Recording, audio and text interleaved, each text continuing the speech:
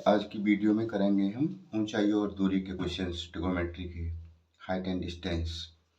तो देखो पहला क्वेश्चन है, दो खंभों के बीच की दूरी x मीटर है, उनमें से एक की ऊंचाई दूसरे से 2 गुनी है। जैसे जैसे ये क्वेश्चन में कह रहा है ना, वैसे वैसे इसका फिगर बनाते रहा करो। तो दो खंभे, एक तो क्या है, छोटा है और एक बड़ा है, तो यहाँ बना लेते हैं। ठीक है, एक खंभा है और एक है इससे दूनी ऊंचाई का, और इनके बीच की दूरी क्या है, x है। इनके बीच की दूरी क्या है, ये आपकी x है। ठीक है, यदि उनके तलों को जोड़ने वाली रेखा के मध्य बिंदु से, मध्य बिंदु का मतलब यहाँ पे बिल्कुल बीचों बीच, इनको जोड़ने वाली रेखा यही है ना, इनके मध्य बिंदु से एक पर्यवेक्षक यानी ऑब्जर्वर खंभे के सिरों के उन्नयन कोण परस्पर पूरक पाता है। यहाँ से जब उनके सिरों को देखता है ना, जब ऊपर की तरफ देखता है तो उन्नयन कोण बनता है, ध्यान रखना। और ऊपर से नीचे की ओर किसी चीज को देखा जाता है सिर झुका के, वो होते अवनमन कोण। ठीक है, और ये दोनों उन्नयन कोण अवनमन कोण कैसे होते हैं, आपस में बराबर होते हैं। तो यहाँ से वो दोनों के सिरों को देख रहा है, एक तो इसके सिरे के देख रहा है छोटे वाले को, और एक बड़े वाले खंभे को।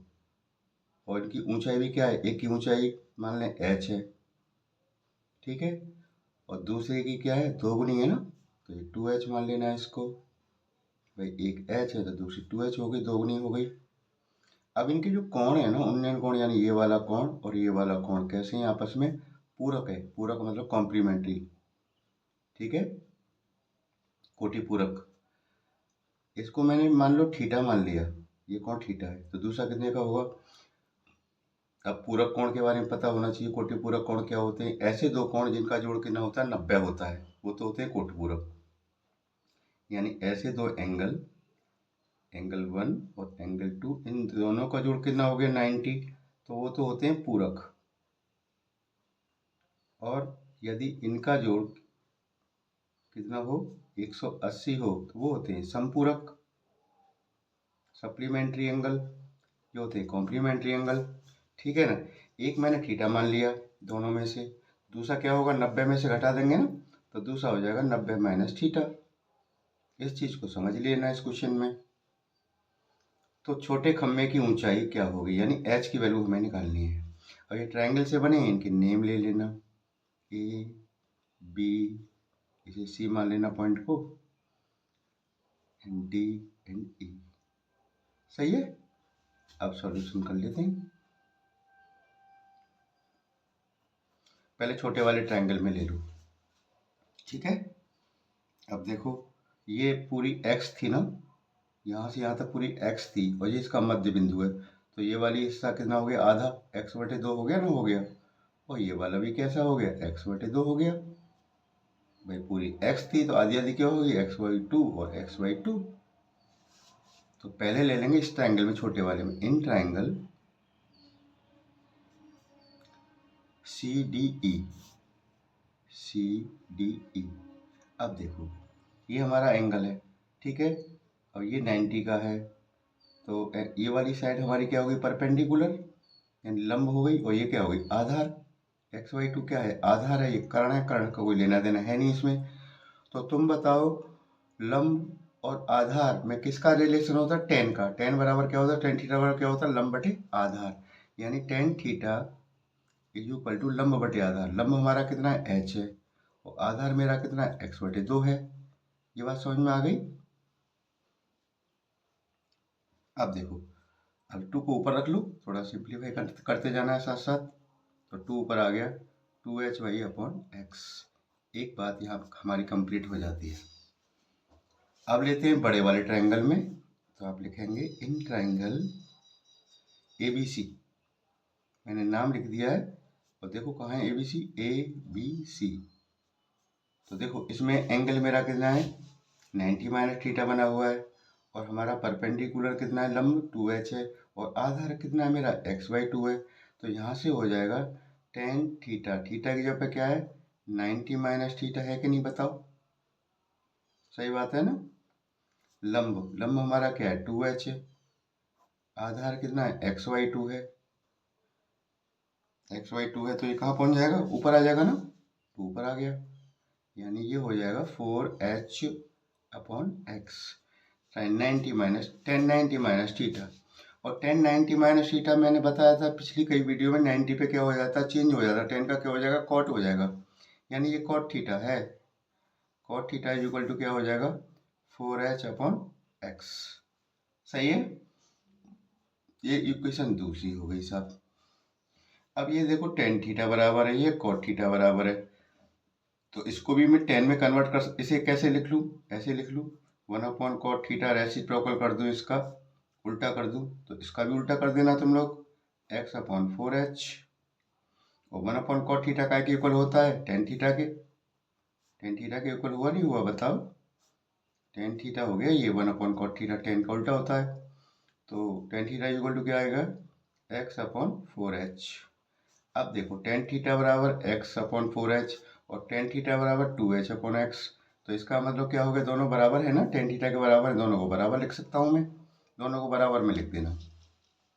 अब लिख देते हैं बराबर में, यानी 2h/x is equal to x/4h। ये बात समझ में आ गई। अब देखो हमें क्या निकालना है ना, h निकालना है ना, तो देखो 4 दूनी 8, h और h स्क्वायर, यानी 8h² is equal to x का मल्टीप्लाई एक्स से एक्स स्क्वायर, तो h square is equal to क्या होगा, x²/8, then h is equal to इसका स्क्वायर रूट, अंडर रूट लगा देना, x²/8। ये बात समझ में आ गई। अब देखो इसका तो बाहर आ जाएगा x, चूँकि स्क्वायर लगा हुआ है, स्क्वायर रूट लूँगा तो स्क्वायर हट जाएगा, ऐसे एक बार ऐसे लिख लो, 8 को क्या लिख सकता हूँ, 4×2, तो ऊपर से तो x निकल के आ गया एक बाहर, और नीचे से कितना आ गया, 2 आ गया, और अंदर क्या रह जाएगा, 2 रह गया ना नीचे। देखो x स्क्वायर का x बाहर आ गया, 4 का 2 बाहर आ गया, अंदर क्या आया था, √2, ऊपर नीचे मल्टीप्लाई कर दो √2 का, अच्छा नहीं लगता रूट की संख्या नीचे, तो ऊपर तो हो जाएगा x√2, ठीक है, तो अंडर रूट से अंडर रूट हट गया, मल्टीप्लाई किया ना मैंने, तो इसका मल्टीप्लाई से करूंगा तो 2 आएगा, 2 दूनी 4, ये आपका आंसर हो गया आपका। ये छोटे खंभे की ऊंचाई आ गई h, यही तो माना था मैंने, तो आपकी h इज इक्वल टू आ गई x√2/4, आंसर हो गया, समझ में आ गया ना। अगला क्वेश्चन देखते हैं। क्वेश्चन 4 सेकंड में दे रखा है, सूर्य का उन्नयन कोण 30 डिग्री से बदलकर 45 डिग्री हो जाता है और खंभे की परछाई 4 मीटर कम हो जाती है, तो उस खंभे की ऊंचाई क्या होगी। देखो एक खंभा है, ठीक है, और सूरज जब यहाँ पे मान लो है सूरज, तो इसकी परछाई जमीन पर पड़ेगी, ठीक है, बात समझ में आ रही है। अब यहाँ से देखा उस किसी ने, उसका उन्नयन कोण कितना है, 30 डिग्री है, ठीक। अब 45 डिग्री हो जाता है तो उसकी परछाई 4 मीटर कम हो जाती है, ये परछाई है, ये परछाई है, यहाँ से यहाँ तक 4 मीटर कम हो गई, यानी इतनी रह गई, इतनी वाली, ये वाली हिस्सा रह गया, तो एंगल हमारा कितने का हो गया, एंगल ऑफ एलिवेशन उन्नयन कोण हो गया मेरा 45, और ये कितनी होगी, 4 कम होगी, मान लो पहले मैंने पूरी मान ली, मैंने x मान ली, ठीक है, अब ये कितनी है, 4 है, 4 कम हो गई ना, इतनी हटा दो 4 को, तो ये कितनी बचेगी, x-4, ठीक है। ये बात सब फिगर समझ में आ गया ना, फिगर समझ में आ गया, समझ लो क्वेश्चन आधा हो गया। तो अब हमें निकालना क्या है, तो उस खम्भे की ऊंचाई, इस खम्भा ये है मेरा, इसकी ऊंचाई मैंने h मान ली, जो मुझे निकालनी है, इनका नामकरण कर दो A, B, C and D। तो आप ट्रायंगल छोटे वाले में ले लो या बड़े वाले में, बड़े वाले में ले लो, किसी में ले लो, in triangle ABD, ABD, theta मेरा कितना है, 30 है, लंब मेरा क्या है, h है, आधार मेरा क्या है, पूरा का पूरा x है, तो यानी tan 30 बराबर लंब मेरा h और आधार मेरा x। इसकी वैल्यू आपको पता होना चाहिए। देखो इसमें तो कोई भी इसका कोई फार्मूला नहीं है। tan 30 की वैल्यू क्या होती है, 1/√3 होती है, इज इक्वल टू h/x। तो यहाँ से मैंने देखा x इज इक्वल टू निकल के आता है √3h। एक रिलेशन आ गया x और h का। अब लेंगे छोटे वाले ट्रायंगल में। इन ट्रायंगल ABC अब थीटा मेरा कितना 45 है, लंब मेरा h है, आधार मेरा कितना हो गया x-4। तो यानी tan 45 लंब h और आधार x-4। समझ गए। इसकी वैल्यू क्या होती है, tan 45 की 1 होती है ना, तो ये तो ऐसे ही आ जाएगा x-4। अब हमें निकालने की इसकी वैल्यू है h की। तो देखो x की जगह पे क्या रख दूंगा √3h, यहाँ पे क्या रख दूंगा √3h। ये तो h है, ये यहाँ रख दूंगा √3h, क्योंकि x इक्वल टू √3h है ना मेरा, -4। सही है। अब देखो 4 को इधर ले आओ, h को इधर ले जाओ। h को मैं इधर लाऊंगा तो माइनस का हो जाएगा ना, और 4 इधर जाकर आएगा हो जाएगा प्लस का। तो जैसे h में से h कॉमन ले लेना, h कॉमन लेंगे इसमें से हम, तो क्या रह जाएगा √3 रह गया यहाँ पे। तो यहाँ पे h बाहर आ गया तो 1, कुछ नहीं बचता तो 1 लेते ना। तो यहाँ से देखो h बराबर क्या होगा, ये इसके नीचे पहुँचा देना, यानी 4/√3 - 1। बस समझ रहे हो ना। अभी h तो आ गई, अब थोड़ा सा सिंप्लीफाई और कर लिया करो। नीचे रूट वाली संख्याओं को क्या करते हैं, रेशलाइजिंग कर देते हैं, परमेयीकरण। इसके अपोजिट साइन को ऊपर नीचे मल्टीप्लाई कर दिया करो, क्योंकि हो सकता है ऑप्शन में ये आपका आंसर ना हो, तो आगे करना पड़ेगा ना। तो देखो, तो ये तो 4/√3 + 1 ऐसे ही रहेगा ऊपर वाला। नीचे वाला देखो √3 + -1 हो रहा है, √3 + 1 हो रहा है, यानी एक बार जुड़ रहा है एक बार घट रहा है। इसका मतलब क्या होता है, √3 का स्क्वायर - 1 का स्क्वायर, ऐसे लिख सकता हूँ मैं इसको। 4√3 + 1, √3 का स्क्वायर करूंगा 3 आएगा, रूट हट जाएगा, और 1 का स्क्वायर तो 1 ही होता है। 3 में से 1 गया 2, 2 बचा ना, और 2 दूनी 4, 2 √3 + 1। या तो ये आंसर होगा, और ये भी आंसर नहीं होता है तो फिर क्या करना है, √3 की वैल्यू डाल देना है यहाँ पे। मेरी बात समझ रहे हो ना। तो √3 की वैल्यू डाल देते हैं यहाँ पे। तो देखो यहाँ पे डाल दीजिएगा, 2 तो है ही है √3 की वैल्यू। देखो याद होना चाहिए √3 वैल्यू, और √2 की वैल्यू, दो वैल्यू आपको याद रखनी है, 1.732, √2 के 1.414, ये दो वैल्यू याद रखना, ठीक है, काम आएंगे आपके। तो यहाँ पे ये वैल्यू डाल देना, यहाँ पे √3 की वैल्यू क्या है 1.732, और प्लस का 1 कर देना, 1 को इसमें जोड़ देना, 2 हो जाएगा, यानी 2 गुणा 2.732, 2 से मल्टीप्लाई कर दो, 2 दूनी 4, 2 तिया 6, 2 सत्ते 14, 2 दूनी 4 और 1 5। ये आपकी आ गई h। ये तो खम्भे की ऊंचाई मैंने मानी थी h, सही है ना। तो खम्भे की ऊंचाई आ गई मीटर, आंसर हो गया मेरा। समझ में आ गया ना। अगला क्वेश्चन देखते हैं।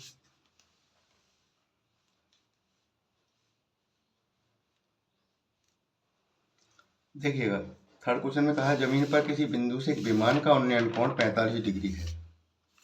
एक विमान यानी एक जहाज उड़ रहा है। जहाज तो भाई देखो ऐसे उड़ेगा ना ऊंचाई, मानो यहाँ पे जहाज है, और जमीन पर किसी बिंदु से विमान का उन्नयन कर, मानो कोई बिंदु यहाँ है, तो यहाँ का उन्नयन कोण देखा उस जहाज का, तो कितना है 45 है। तो एंगल बनाएंगे तो पूरी लाइन करेंगे नहीं करेंगे, ठीक है।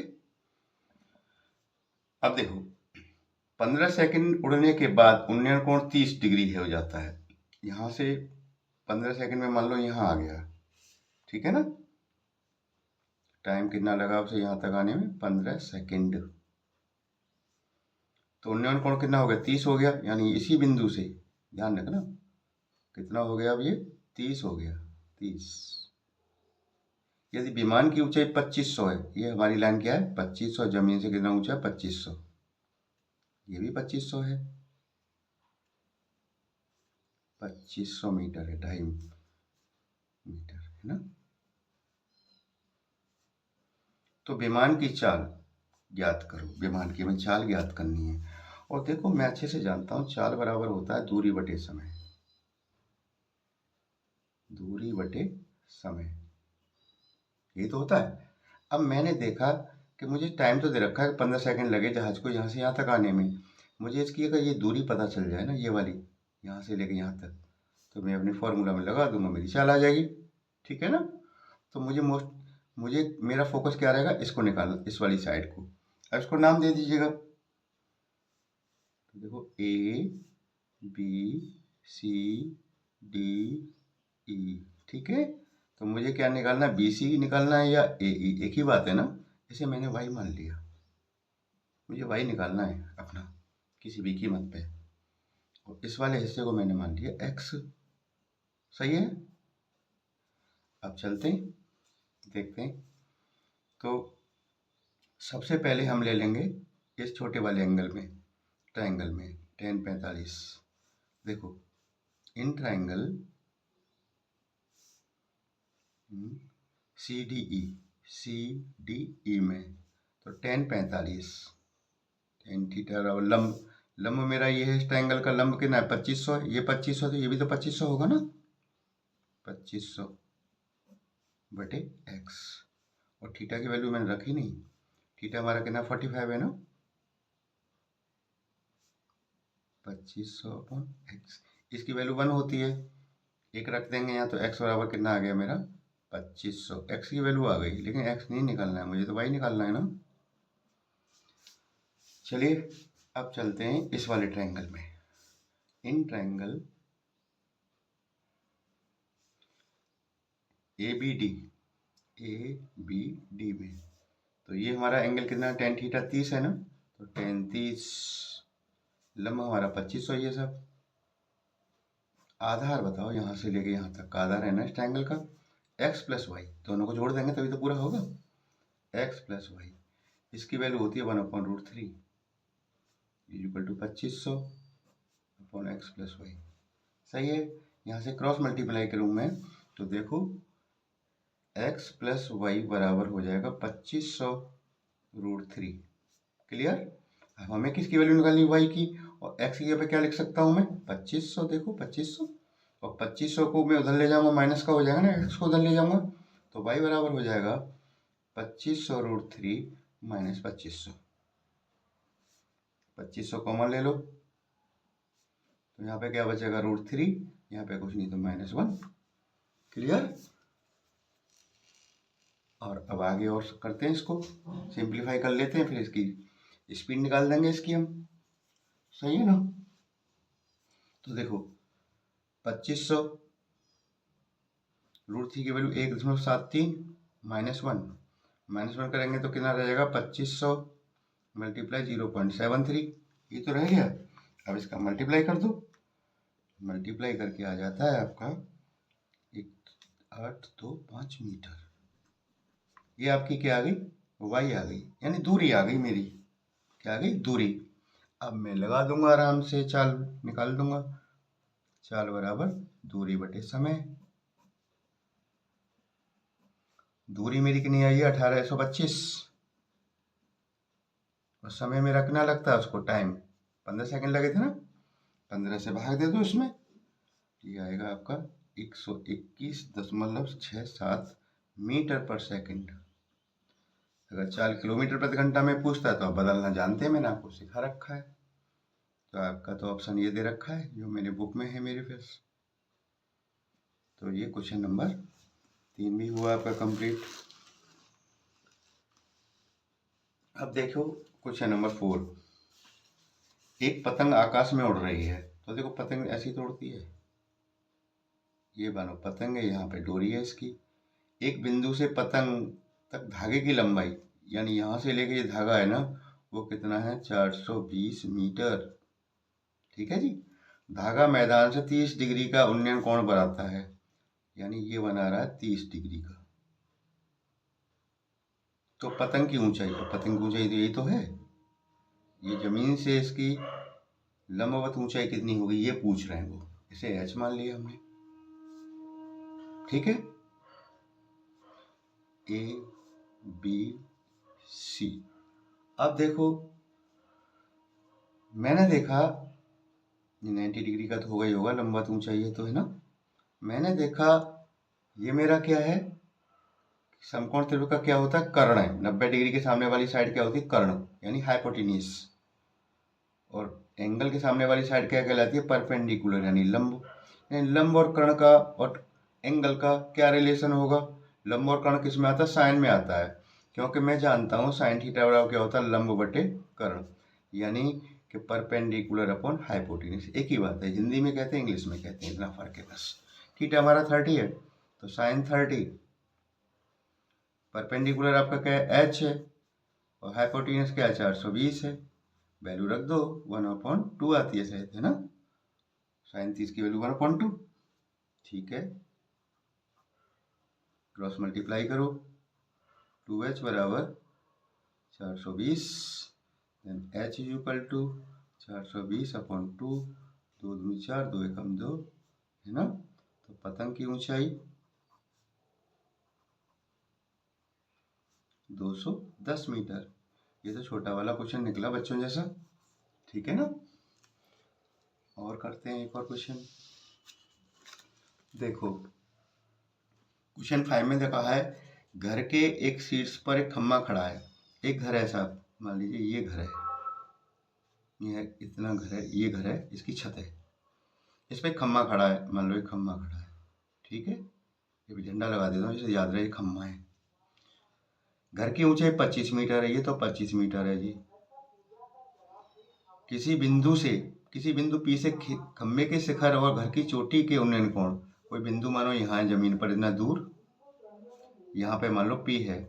यहाँ से उसने देखा कि घर के शिखर का उन्नयन कोण तो क्या है, 45 है, देखो घर की चोटी का, और खम्भे के शिखर का कितना, 60 है। यानी यहाँ से देखा उसने, ये 60 है, यानी ये तो आपका हो गया 45 और ये आपका हो गया 60। तो खम्भे की ऊंचाई क्या है, यानी ये पूछ रहे हैं साहब, h, ठीक है। अब देखिएगा, इसे x मान लो, ये P है, ये Q मान लो, और इसे R मान लो, और इसे S मान लो। बात समझ में आ गई। अब देखिएगा, मैं पहले लूंगा इस वाले ट्रायंगल में PQR, तो आप लिखेंगे इन ट्रायंगल PQR। तो PQR में देखा मैंने, एंगल मेरा कितना है, 45 है। ये मेरा क्या हो गया, लंब 25, और ये मेरा क्या है, आधार, तो tan का ही लगेगा ना। tan 45 बराबर लंब यानी 25, आधार आपका क्या है, x, इसकी वैल्यू 1 होती है। क्रॉस मल्टीप्लाई करूंगा तो x इक्वल टू कितना आ जाएगा, 25, x आ गया 25, लेकिन हमें तो h निकालना है ना। अब ले लेंगे बड़े वाले ट्रायंगल में, इन ट्रायंगल PQS, tan 60। अब बताओ परपेंडिकुलर कितना हो गया इसका, h प्लस 25, ये दोनों जुड़ेंगे ना, यहाँ से यहाँ तक की बात कर रहे हैं, तो h प्लस 25, आधार तो आपका वही है, x है, x, इसकी वैल्यू √3 होती है ना, h प्लस 25 बटे x, क्रॉस मल्टीप्लाई करो तो देखो √3h, √3x is equal to h plus 25, x ये पे क्या रख सकता हूँ मैं, 25, तो इसे मैं लिख दूंगा √3, 25 √3 लिख दो, h प्लस 25, ठीक है जी। इस 25 को इधर ले आओ, माइनस का हो जाएगा ना, 25 √3 तो है ही, इधर इधर आके माइनस का हो गया, ये वाला 25, इधर रह गया h, 25 कॉमन ले लो, तो क्या रह जाएगा, √3 रह गया, और माइनस का 1 इज इक्वल टू h। बात समझ में आ गई ये वाली बात। तो ये इन्होंने दे रखा है, आपकी बुक के जो 4 ऑप्शन है ना, तो आप लिख सकते हैं खम्भे की ऊंचाई बराबर 25 √3 माइनस 1। और अगर ये न दिया हो, ध्यान रखना, तो ये √3 की वैल्यू डाल देना। क्या डाल दोगे, देखो सुन लो, वैसे तो यही दे रखा है, अगर बाई दी भी आपके जब एग्जाम देने जाओगे वहाँ पे ये ना हो, तो इसका मतलब आगे सॉल्व करना है आपको। तो 1.73 माइनस 1, इसमें से 1 घटाऊंगा तो क्या रह जाएगा, 25 गुणा 0.73, इनका मल्टीप्लाई कर देना, वो आपका आंसर बन जाएगा, सही है ना। तो इस तरह क्वेश्चन आज ये खत्म हो गया। अगली वाली वीडियो में और लाऊंगा हाइट एंड डिस्टेंस के क्वेश्चन बहुत बढ़िया बढ़िया, आप इनकी प्रैक्टिस जरूर करिएगा, ठीक है ना। Thank you.